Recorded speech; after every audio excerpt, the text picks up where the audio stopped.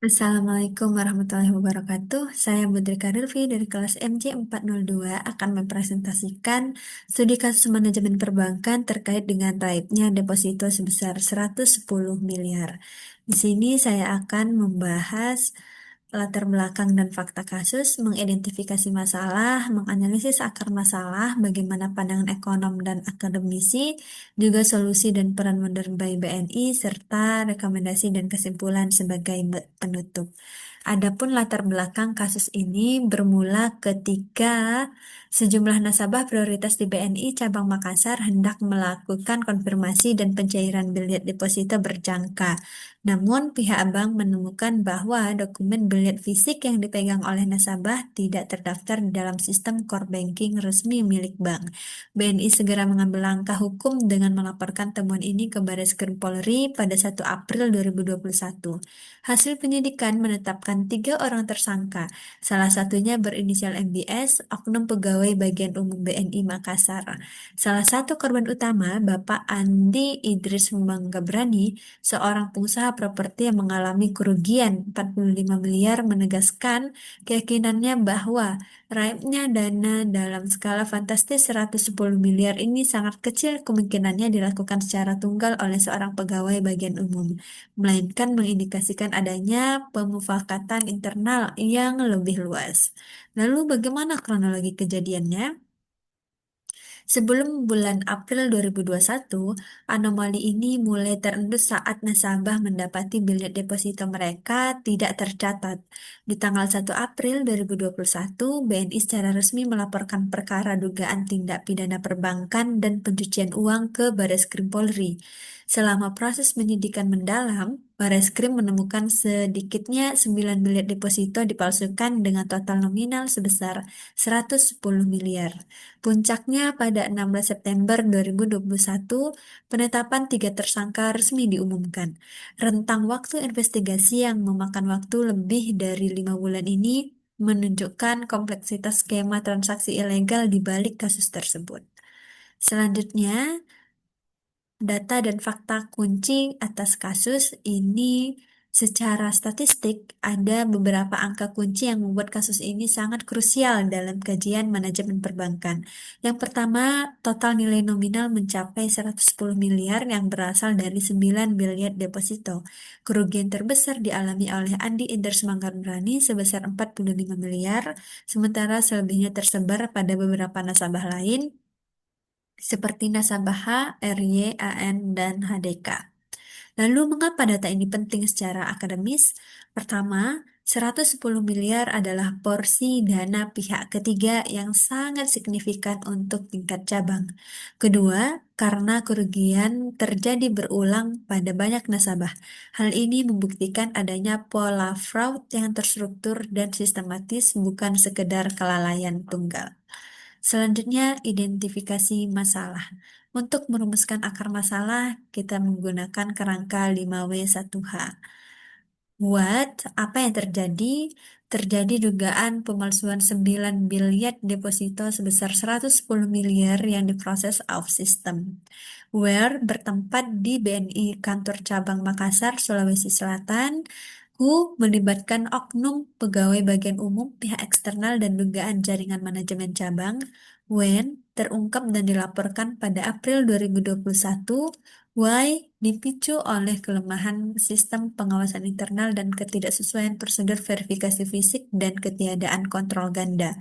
How modusnya adalah menertibkan biliet deposito cetak yang direkayasa atau di-scan off system tanpa pernah memasukkan dana nasabah ke rekening resmi perbankan. Selanjutnya, menganalisis akar masalah ya, menggunakan fraud triangle. Yang pertama, jika kita bedah menggunakan teori fraud triangle dari Donald Creasy, kecurangan ini terjadi karena bertemunya 3 kondisi. Yang pertama, adanya opportunity atau peluang. Ini terbuka akibat celah pada pemrosesan dokumen manual dan lemahnya verifikasi berlapis di kantor cabang.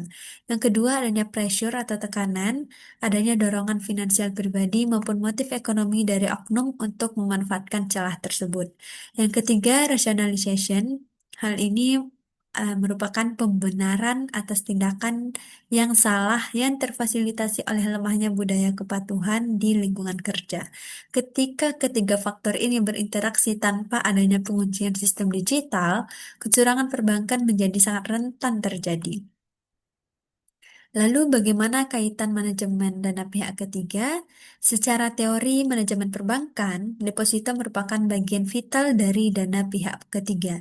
Dalam kondisi ideal, penerbitan deposito wajib tercatat secara real time pada core banking system dan menggunakan prinsip dual control. Namun dalam kasus ini terjadi kegagalan pengendalian internal dan otorisasi berjenjang gagal memfiltrasi transaksi bodong ini. Inilah yang menyebabkan ketidaksesuaian fatal antara bukti fisik di tangan nasabah dan pencatatan kas bank. Kemudian, bagaimana Wonder by BNI mencegah fraud ke depannya? Hal ini relevan dengan aplikasi BNI yaitu Wonder by BNI. Lantas, bagaimana perbankan menjawab tantangan ini ke depan? Jawabannya terletak pada transformasi digital.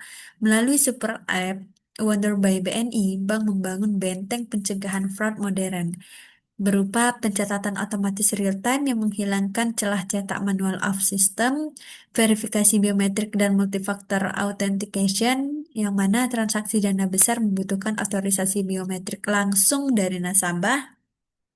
Yang ketiga, monitoring mandiri secara real-time 24/7.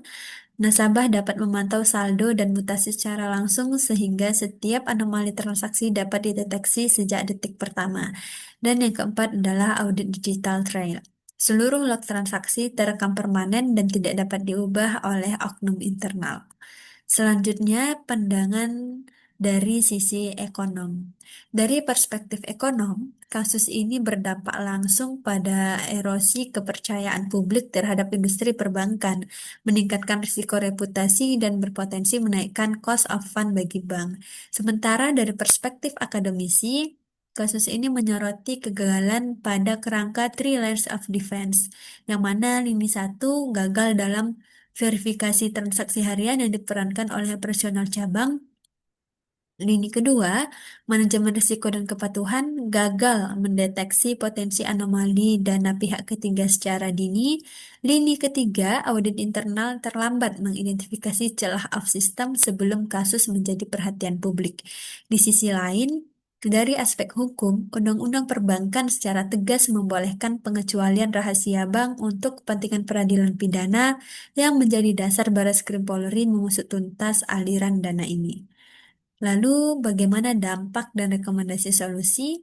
Sebagai solusi problem solving, kami merekomendasikan langkah berjenjang. Yang pertama, jangka pendek, audit forensik menyeluruh pada seluruh biliet di KC Makassar, skema ganti rugi transparan bagi nasabah sah yang dirugikan, serta pembukaan rekening oknum terkait. Yang kedua, jangka menengah, percepatan integrasi seluruh produk deposito ke ekosistem Wonder by BNI, penerapan otorisasi ganda ketat, dan penguatan manajemen risiko cabang. Yang ke yang ketiga, dalam jangka panjang, penguatan budaya good corporate governance, penerapan whistleblowing system yang independen, serta peningkatan frekuensi audit mendadak oleh OJK dan Bank Indonesia. Selanjutnya, terkait dengan rekomendasi bagi regulator dan industri, tentunya harus ada penguatan pengawasan OJK yang meningkatkan frekuensi dan kedalaman pemeriksaan kepatuhan tata kelola DPK di kantor cabang, tidak hanya di kantor pusat. Yang kedua, sanksi harus tegas dan konsisten. Yang ketiga, berkolaborasi lintas lembaga. Dan yang keempat, melakukan literasi dan edukasi pada nasabah dengan cara mendorong nasabah, khususnya pemilik dana besar, untuk rutin melakukan verifikasi mandiri status simpanan melalui kanal resmi seperti Wonder by BNI. Nah, berdasarkan paparan tadi dapat disimpulkan bahwa kasus raibnya deposito sebesar 110 miliar di cabang BNI di BNI cabang Makassar ini mencerminkan kegagalan pengendalian internal dalam pengelolaan dana pihak ketiga, bukan sekedar tindakan individu semata. Yang kedua, kombinasi peluang. Artinya di sini ada lemahnya verifikasi, tekanan dan rasionalisasi fraud triangle menjadi dasar terjadinya dugaan pemalsuan bilet deposito secara berulang. Dari sisi ekonom, kasus ini berisiko mengikis kepercayaan publik terhadap sistem perbankan bila tidak ditangani secara transparan dan cepat. Dan yang terakhir, penguatan good governance, pengawasan berlapis, dan percepatan transformasi digital seperti Wonder by BNI menjadi kunci pencegahan kasus serupa di masa depan. Demikian yang dapat saya sampaikan. Mohon maaf atas segala kesalahan dan kekurangan. Wassalamualaikum warahmatullahi wabarakatuh.